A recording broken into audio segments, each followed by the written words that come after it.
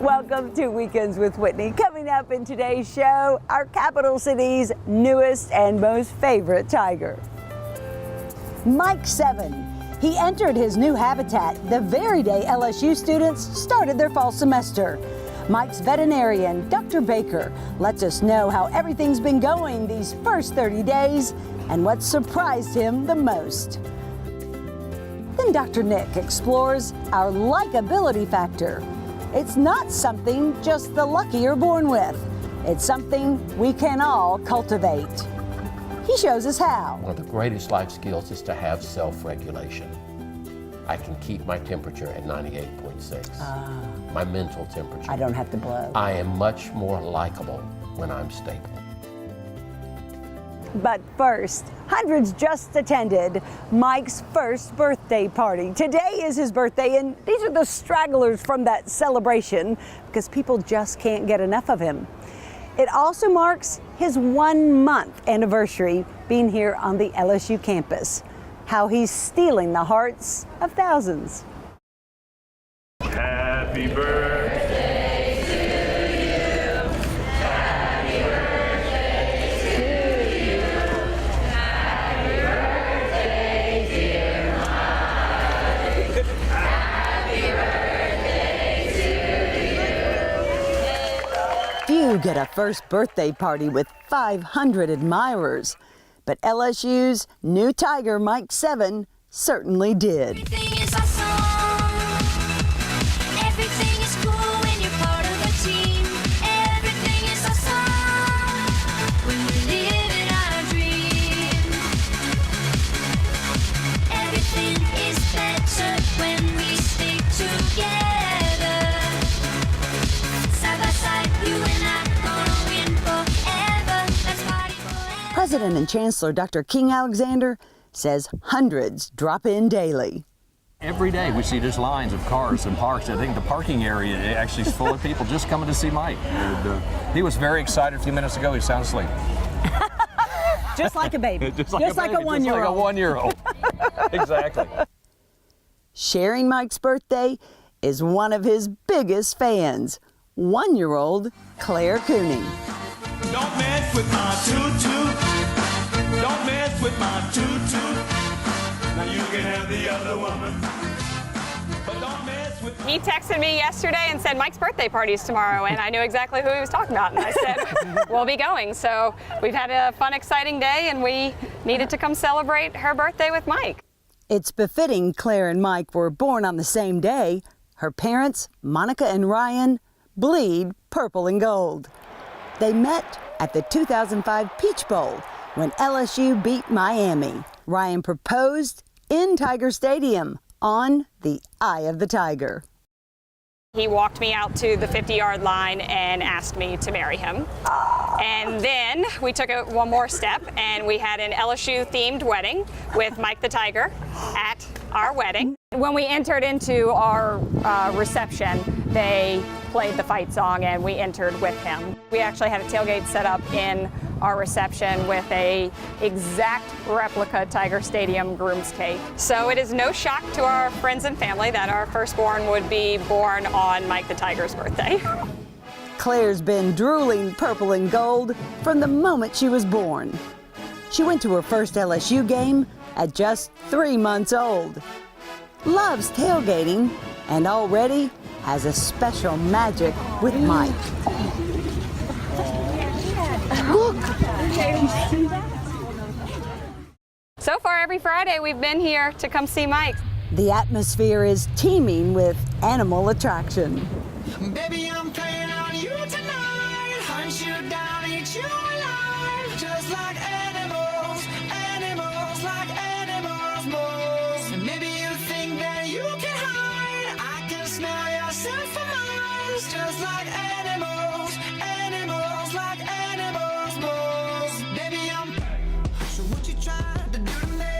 It's like we can't stop. He's wonderful. Big, cute little guy. Lots of growing to do. Speaking of big, cute little guys. Yeah, got 2 Tiger fans on my hands. Did you come out for you or them? Well, both, I guess. You know, everybody enjoys a good time. every day, all day. Come pick up the girls up from gymnastics over at LSU, and part of our routine is come over here and see the new Mike. What do you think of the new one? Oh, he's awesome. He's young. He's playful. He's yeah. Look at him. What is he doing? I don't know. He sees something he wants. I don't know if it's a bird or your children. I know. Can you believe you live in a place where you can pick your kids up from gymnastics and come see a tiger on the way home? It's awesome. It's like having a zoo here every day. Except for those tearful days and months after Mike 6 died of cancer. For 314 days, this home was without a tiger. 525,600 minutes. Construction workers filled some of that space in a $950,000 renovation. We would just pass by and look at the construction and hope for a new one. Many feared, amidst animal rights opposition, there might not be a new Mike the Tiger. It wasn't like we went and got him in the jungle. Just the opposite. LSU saved his life. Mike's attending veterinarian Dr. David Baker, along with LSU, wouldn't have had it any other way. It was very important to us that we not take a tiger directly from a breeder. There's a lot of irresponsible breeding of tigers in the U.S. There's more captive tigers than really people can find homes for. And there's a whole dark industry that involves the use of these tigers for various things, dead or alive. And there's a lot of money to be made at every step along the way in that industry. And that was most likely where he was headed. Not with the owners that from which we obtained him, but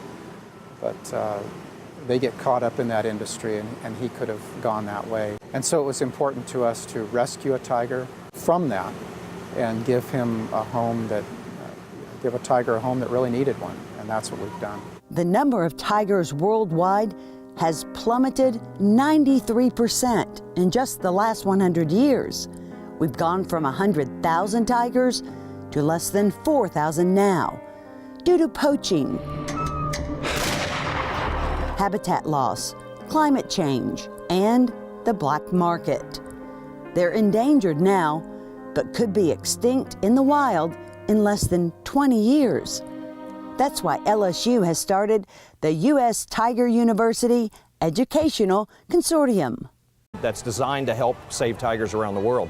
And that's what we should do as a university, and we've joined Auburn, Missouri, and Clemson in this Global Tiger Alliance that we hope to make sure that these tigers are around for a long, long time. And we've got to do something about this before they might not have a Mike the 8th. And Mike's a long-standing LSU tradition. The LSU mascot evolved from just statues of a tiger to a live tiger mascot in 1936.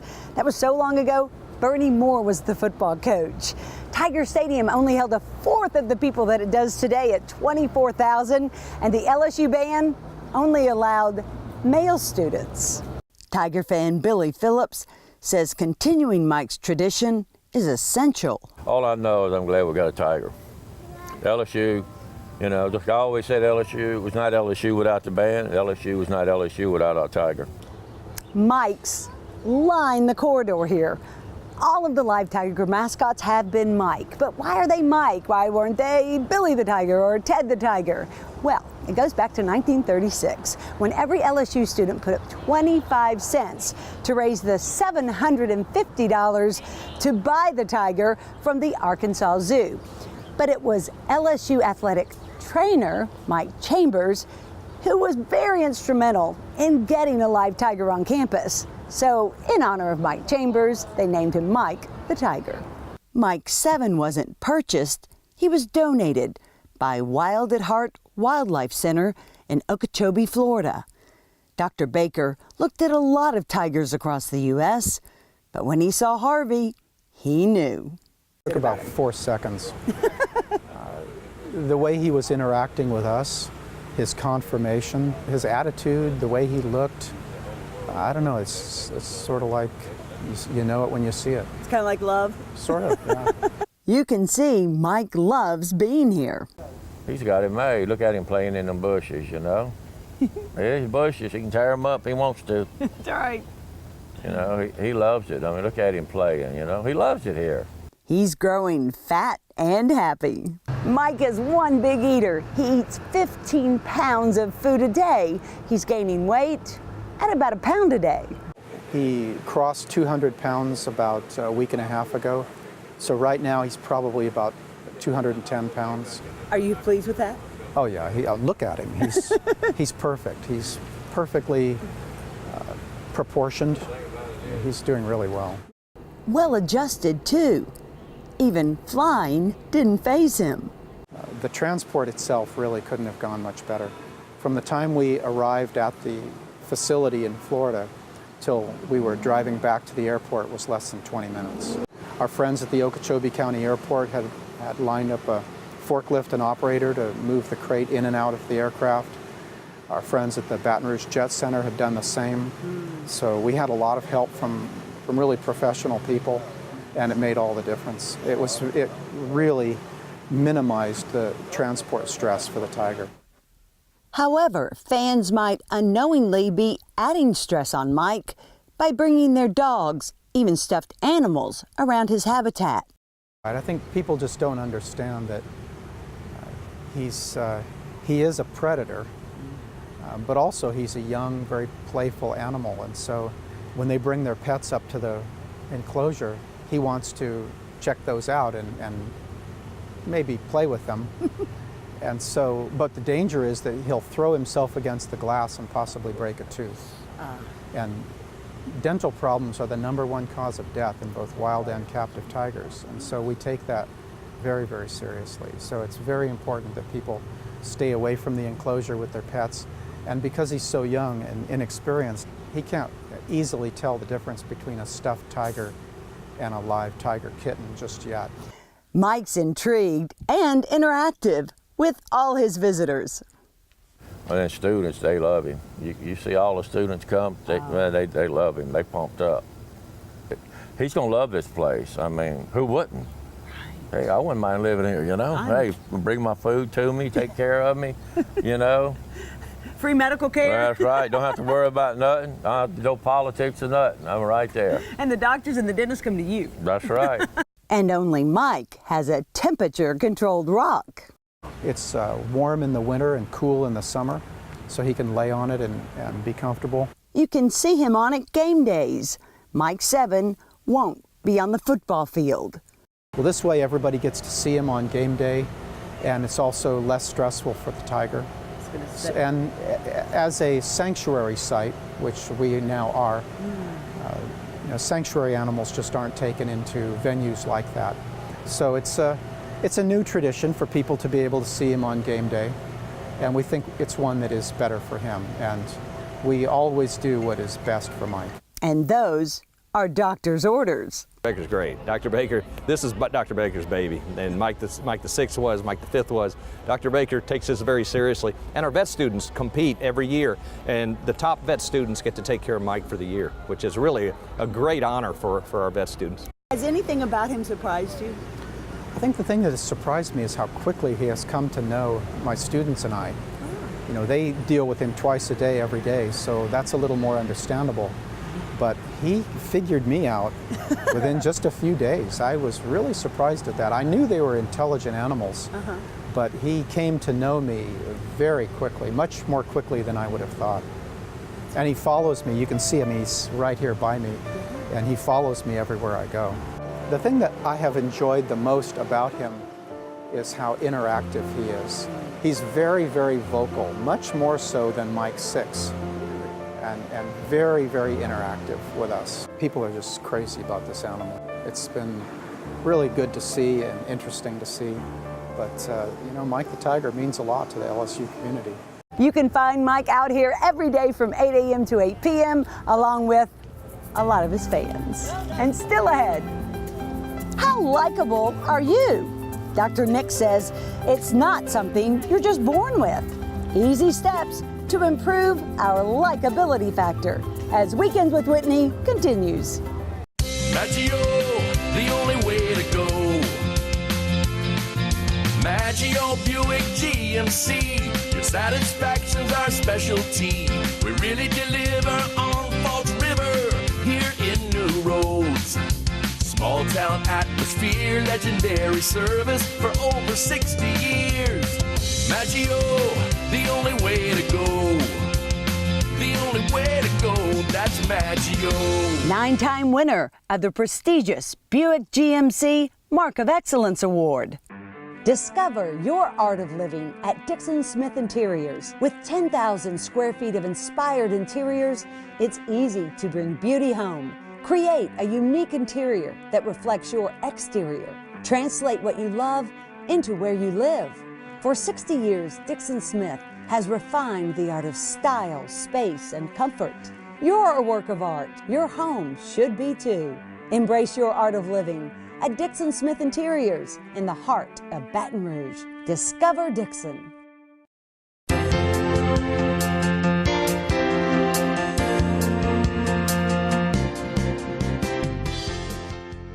Is likability something that people are just born with? Is it for the gregarious, the beautiful, the powerful? You would be surprised. Dr. Nick joins us this morning with more.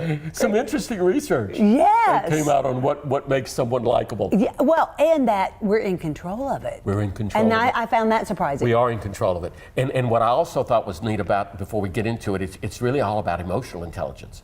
Emotional intelligence, and we'll open it up once we start talking about some of the likability, or actually unlikability. Right. It's what makes you unlikable that we're talking about. We are, and I found it interesting, the first one on this list is bragging, but they used another word. I mean, it was some type of bragging.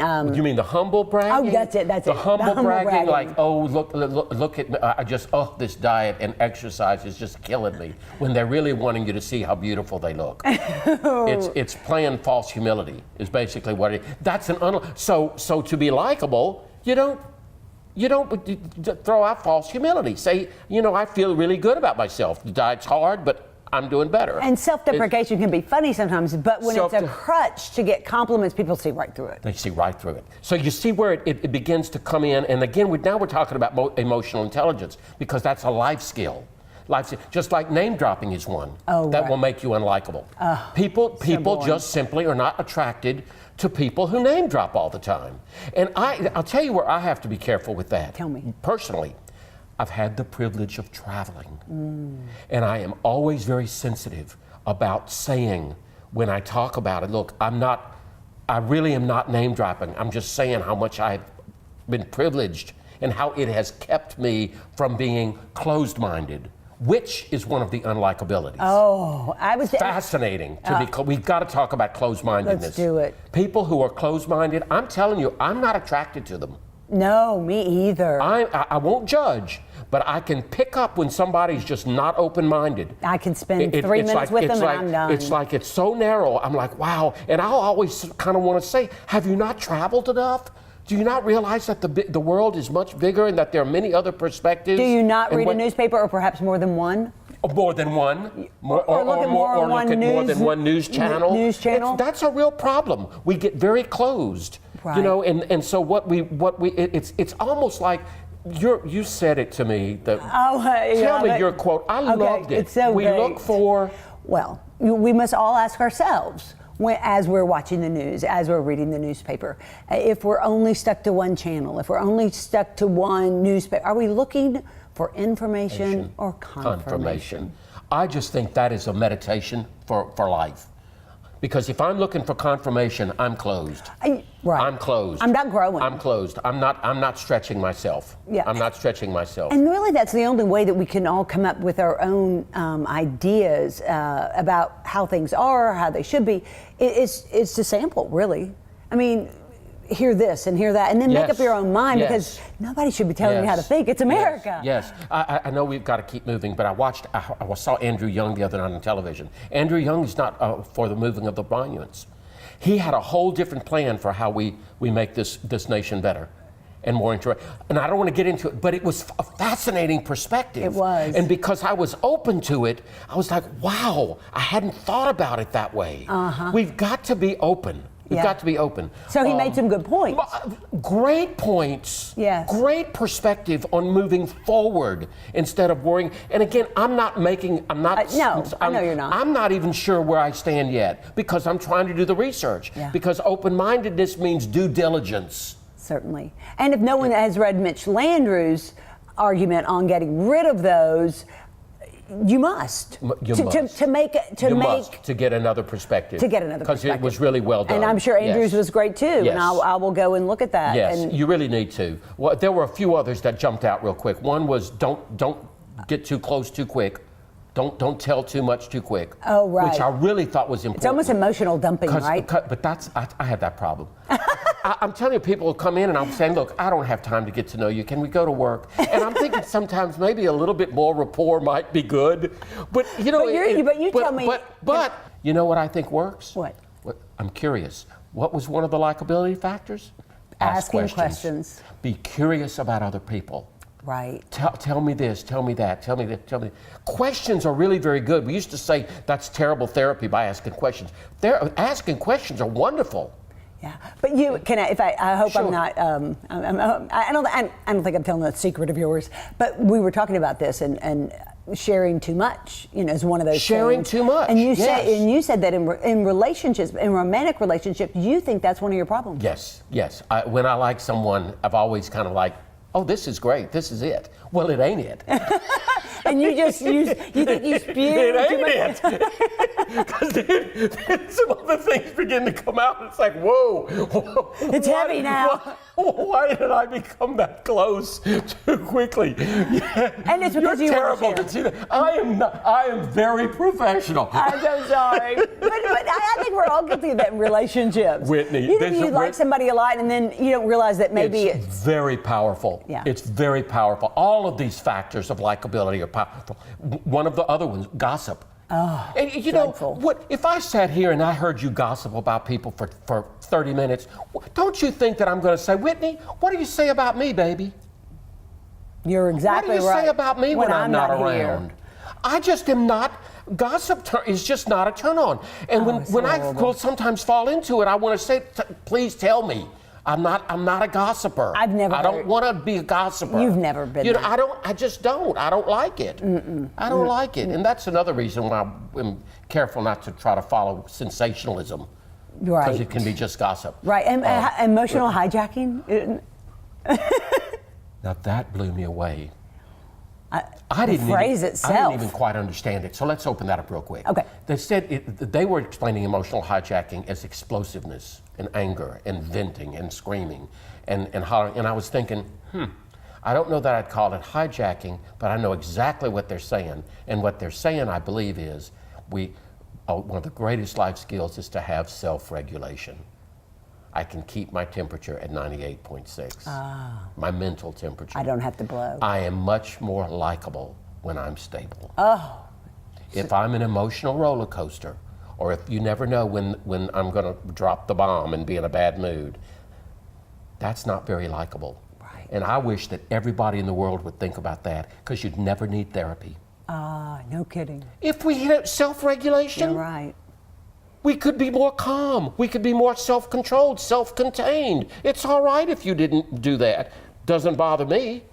Yeah. I don't have to get angry because you did this or you did that, or the house isn't perfect. It's my issue. Oh, right. Right. But I just think emotional I think you have it. Thank you. I've worked at it. Well, I think we've all worked at it. I've worked at it. I used to say when I was screaming all the time in my younger years, I just scream because I'm an Arab. And that was your... Yeah, and a good friend of mine finally said to me, Nikki, you don't have to scream. I thought, well, it's in my DNA. No, I don't think it is. So I've kind of stopped screaming. And we'll say to people, you can't scream in here. Yeah. I don't want screaming in my office. Yeah. We'll go out to the woods if you need to beat the tree. So likability is in our control. Likability is in our control. And let's all work at being more likable. It doesn't mean we're looking for approval. Right. It just means we're likable. People like to be around like people. Yes. And the world will be a better place. A better place. And on that note, Dr. And Ned, on that note, I thank you. We're likable. Have a beautiful Sunday. Likable. More Weekends with Whitney after this.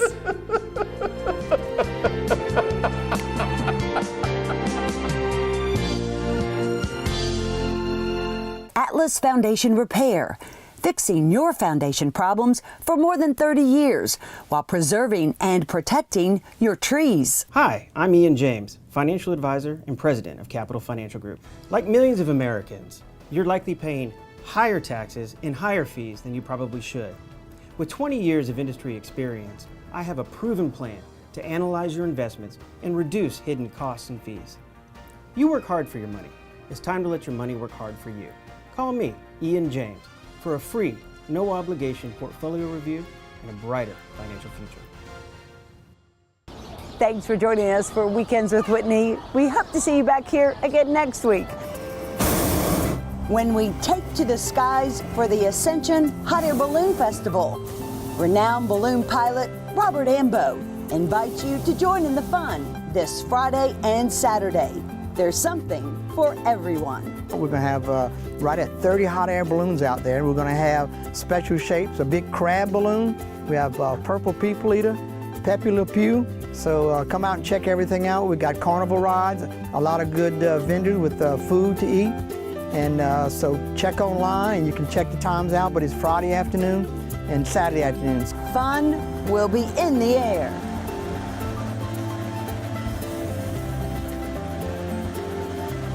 Until then, you can follow us on Facebook, Twitter, and Instagram. But until then, we leave you with this.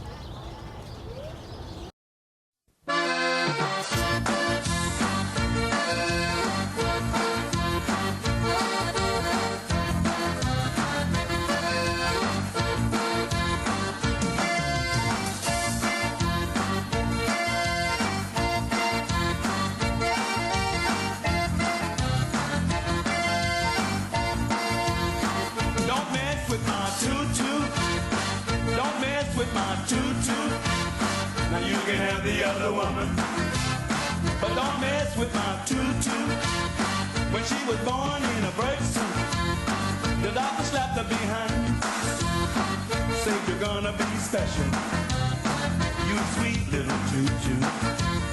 Now you can look as much, but if you're much as touch, you're gonna have yourself a case.